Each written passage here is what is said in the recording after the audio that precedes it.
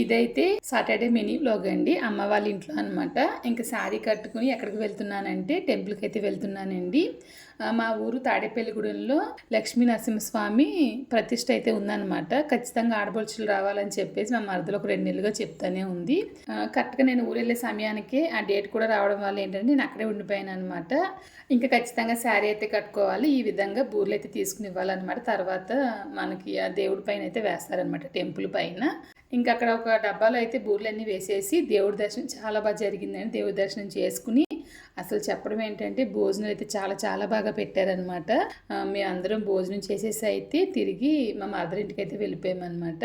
నేను డ్రెస్లే తెచ్చుకున్నాను, చీరలు తెచ్చుకోలేదన్నమాట. శారీ వచ్చి మా చెల్లిదే, బ్లౌజ్ వచ్చి మా చెల్లిదే. కొంచెం బ్లౌజ్ నాకు కొంచెం సెట్ అవ్వలేదు.